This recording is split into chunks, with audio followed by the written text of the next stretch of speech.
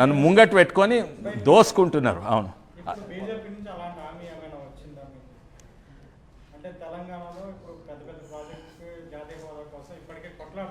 అవును.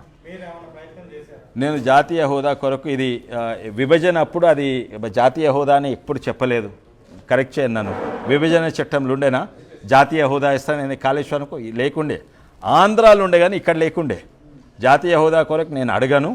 నేను అడిగేది ఏంటంటే ఇక్కడ మాకు డ్రైల్యాండ్, ఇన్ఫ్యాక్ట్ మాకు డ్రైల్యాండ్ అగ్రికల్చర్ బోర్డు పెట్టు, ఒక 1000 కోట్లు పెట్టు. అయితే డ్రైల్యాండ్ అగ్రికల్చర్ బోర్డు మా చేవల్ల ప్రాంతంలో డ్రైల్యాండ్ ఉంటాయి. మేము రొట్టెలు తినేటోళ్ళము, సద్దలు రాగులు తినేటోళ్ళము. వాళ్లకు మద్దతు ధర స్పెషల్లీ ఇక్కడ ఈ ప్రాంతంలో పెరిగే మిల్లెట్స్ అంటారు, సజ్జలకు లేకుంటే ఆందాలకు లేకుంటే వీటన్నిటి కూడా ఎక్కడైతే డ్రైల్యాండ్ అగ్రికల్చర్ వాటికి మద్దతు ధర 3 చేయాలి. ఇటువంటివి ఉన్నాయి, చర్చ చేస్తున్నా. ఇంకోటేమో నేను నావి కొన్ని షరతులు ఉన్నాయి, ముఖ్యంగా చెప్పలేదు ఎందుకంటే మీ అందరికీ చాలా చిన్నగా కనబడతాయి, కానీ నాకు అది చాలా పెద్దది. నేను 4 ఏళ్ళ సంది బయోగ్యాస్ మీద రీసెర్చ్ చేస్తున్నా. మా పెద్దగమంగళారం గ్రామంలో దాదాపు పెద్ద గ్రామం, ఆడ 80 లక్షలు ఇక్కడ మా గ్రామం నుంచి గ్యాస్ కొరకు ఖర్చు అవుతుంది. ఏది ఎల్పిజి గ్యాస్ కొరకు. మేము అక్కడనే ఉత్పత్తి అయ్యే బయోగ్యాస్ ప్లాంట్ పెట్టి ఇంటింటికి పైప్ ద్వారా బయోగ్యాస్ వస్తుంది. దాన్ని ఇప్పుడు కేవలము 40-50 ఇండ్లకే వస్తుంది. అది 1000 ఇండ్లు ఉన్నాయి, 1000 ఇండ్లకు చేసే ప్రాజెక్ట్ నడుస్తుంది. కాగానే అది మొత్తం మా రంగారెడ్డి జిల్లాకు తెలంగాణకు చేస్తే మన భారతదేశానికి దాదాపు 2 లక్షల కోట్లు మిగులుతాయి ఎల్పిజి వల్ల. దాంట్లో నాకు మీరు పోస్ట్ అడిగిన కదా, అది పొలిటికల్ పోస్ట్ కాదు, అది రీసెర్చ్ పోస్ట్. దాని కొరకు అడిగినాను. అండ్ ఇక్కడ కూడా ఫస్ట్ ఏమైనా గ్రాంట్ వస్తే దాన్ని చేయాలని అడిగిన అటువంటి. అండ్ డ్రైల్యాండ్ అగ్రికల్చర్ అడిగినాను. తర్వాత అప్రెంటిస్షిప్ ప్రోగ్రామ్స్ చేయాలి. అప్రెంటిస్షిప్ ప్రోగ్రామ్స్ అంటే డైరెక్ట్ జాబ్ కాదు, కాగానే కంపల్సరీ అప్రెంటిస్ ప్రోగ్రామ్స్ ఇక్కడ పెట్టమని చెప్పినాను. ఇటువంటివి మహిళల కొరకు ప్రోగ్రాం పెట్టినాను. టూరిజం ప్రాజెక్ట్ కొరకు చేసినాను. సో ఇటువంటివి చెప్పినాను. కానీ నేను రాగానే నాకు ఈ ఇరిగేషన్ ప్రాజెక్ట్ పెట్టు, ఇన్ఫ్యాక్ట్ ఇరిగేషన్ ప్రాజెక్టు మాకు అవసరం లేదు. మాకు ఇవి అవసరం, ఉద్యోగాలు అవసరము, ఇంటికి ఎల్పి ఫ్రీ బయోగ్యాస్ అవసరము. ఇప్పుడు వస్తున్నాయి పెద్ద మన గ్రామంలో 40 ఇండ్లకు కావాల్సి వచ్చి చూడాలి. ఇటువంటి ప్రోగ్రామ్స్ పెడితే అసలు నిజమైన అభివృద్ధి మా రంగారెడ్డి జిల్లాకే కాదు, రాష్ట్రానికే కాదు, దేశానికి కూడా ఉంటుందని.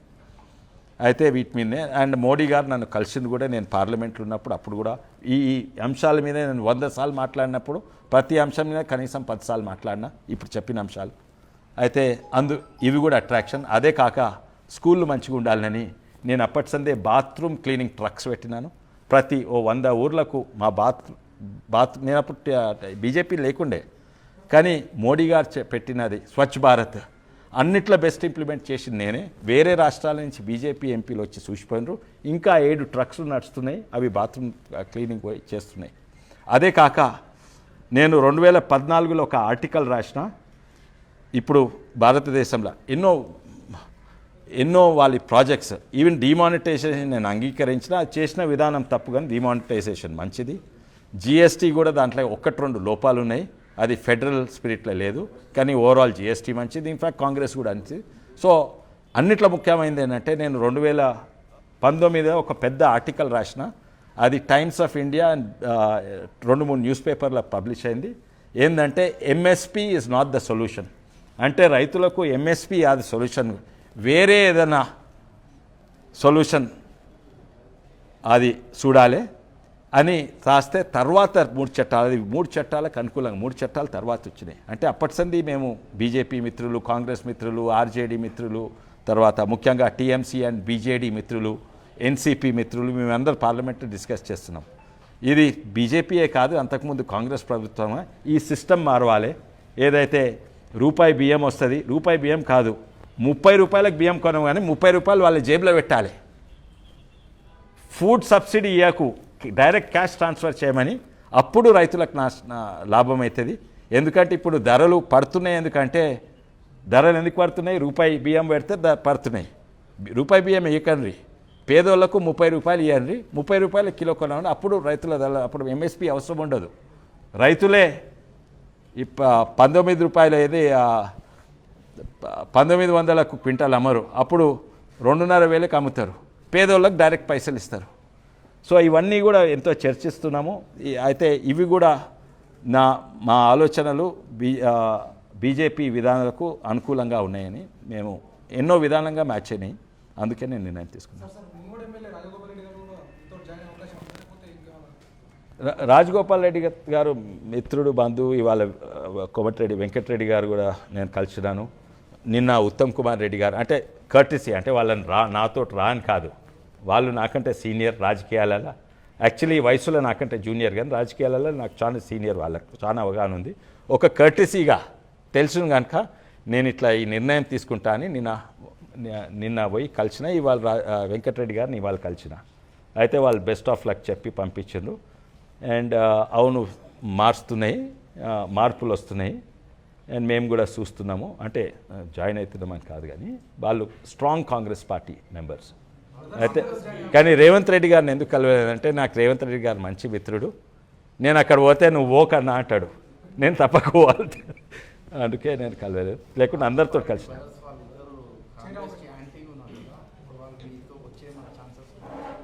నాతోటి రారండి, నాతోటి రారు. వాళ్ళు సొంత నిర్ణయాలు తీసుకుంటారు.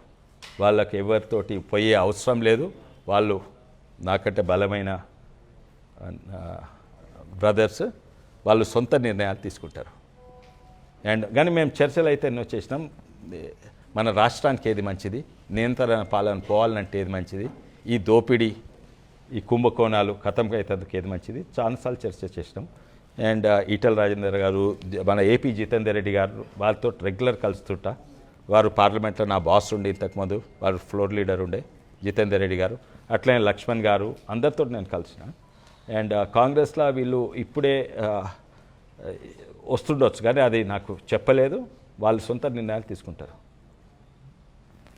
ఇక్కడ ప్యాడీ ప్రొక్యూర్మెంట్ విషయంలో చాలా మంది రైతులు కేంద్ర ప్రభుత్వం మీద కూడా చాలా కోపం వ్యక్తం చేశారు. ప్రొక్యూర్ చేయట్లేదు, వాళ్ళకి నష్టాలు వస్తున్నాయి. ఇక్కడ స్టేట్ గవర్నమెంట్ కూడా కొంటామన్నారు, బట్ అది కూడా చాలా స్లోగా జరుగుతుంది వాస్తవానికి. సో సెంట్రల్ గవర్నమెంట్ నుంచి as an MP, whether state government demand చేస్తుందా లేదా అని కాకపోతే, మీ స్వయంగా మీకు రైతులకి సెంట్రల్ గవర్నమెంట్ నుంచి ఇవి జరిగితే బాగుంటుంది అనే విషయాలు ఏంటి? ఫస్ట్ అగ్రికల్చర్ మీద నేను చెప్పిన ఈ విధానమే ఎంఎస్పి, రూపాయి బియ్యము, 1200 ఎంఎస్పి అది 2000 చేసినా కూడా లాభం లేదు.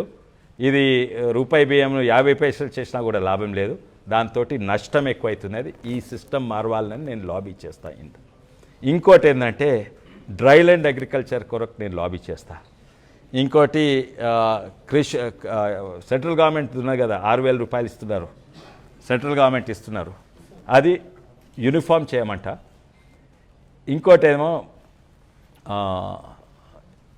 క్రాప్ ఇన్సూరెన్స్ అనేది, క్రాప్ ఇన్సూరెన్స్ అనేది అది ఇంకా మంచిగా చేయమంటున్నాను.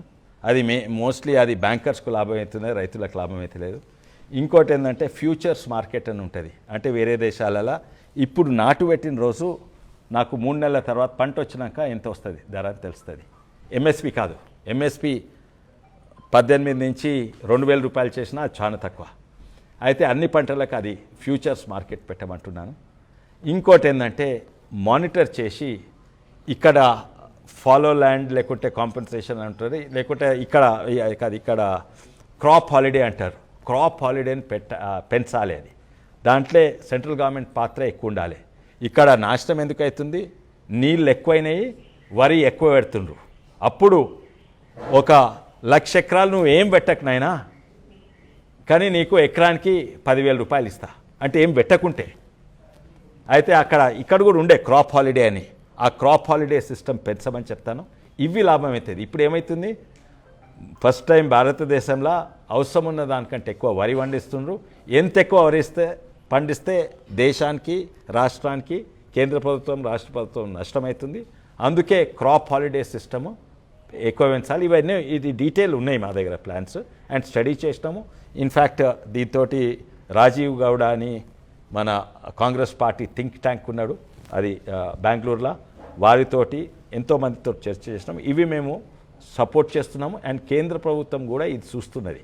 ఎందుకంటే ఈ సిస్టమ్ను మారవాలి. ఈ సిస్టమ్తో ఏమవుతుంది, ఇంకా ఎక్కువ పంటలు అంటే ఎక్కువ సంతోషం. ఇప్పుడు పంటలు ఎక్కువ వండినా నష్టమే, పంటలు వండకుండా నష్టమే. ఆ సిస్టమ్ తీసేయాలి. అంటే ఏంది, సిస్టమ్ది తప్పు. అయితే ఆ సిస్టమ్ను మారవాలని నేను లాబీ చేస్తాను, రైతులకు లాభం కావాలని.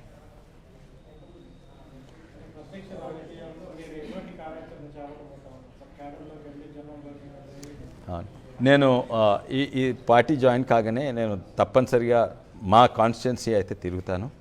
కొన్ని ప్రాజెక్ట్స్ నా ఉన్నాయి. మత్స్యకార సంఘాలకు నేను బోట్లు ఇస్తున్నాను, అవి మళ్ళీ స్టార్ట్ చేస్తాను. తర్వాత మా కాన్స్టిట్యున్సీలో ప్రతి ఊరు తిరుగుతాను.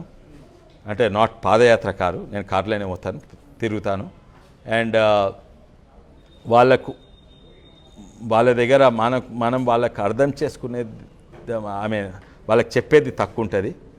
వాళ్ళ సమస్యలను విని బీజేపీ ప్రభుత్వానికి అందియాలి. ఇప్పుడు రైతులది ఎంఎస్పీ ఎక్కువ చేయమంటే ఎంత చేస్తారు? అండ్ ఎంఎస్పీ ఎక్కువ చేసినా కూడా 2400 చేసినా వాళ్ళ జీవితాలు బాగా కావు.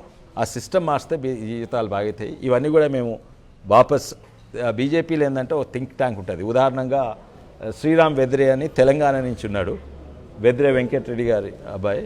ఆయన వాటర్ రిసోర్స్ ఉంటుంది, ఇది ప్రభుత్వంలో కాదు, బీజేపీ పార్టీలు ఉంటుంది. సో బీజేపీ పార్టీ మీద అగ్రికల్చర్ కమోడిటీస్ మీద ఉంటుంది, గవర్నమెంట్ కాదు. అయితే అక్కడ చర్చ చేస్తారు. సో ముగ్గరు తీసుకుపోయి దేశానికి ఏది మంచిగా అవుతుందో అది తప్పనిసరిగా చేస్తాం. అండ్ ఊరైతే మేము తప్పక తిరుగుడు మొదలు పెడుతున్నాను. హాయ్ ఫ్రెండ్స్, మా టుడే టుమారో యూట్యూబ్ ఛానల్ చూస్తున్నందుకు చాలా థ్యాంక్స్. మరిన్ని లేటెస్ట్ వీడియోస్ కోసం వెంటనే సబ్స్క్రైబ్ చేయండి. అలాగే ఈ బెల్ ని కూడా రింగ్ చేసేయండి. మా నోటిఫికేషన్స్ అన్ని మీ మొబైల్లో వస్తాయి. అలాగే మా వీడియోస్ మీకు నచ్చితే లైక్ చేయండి, షేర్ చేయండి, నచ్చకపోతే కామెంట్ చేయండి.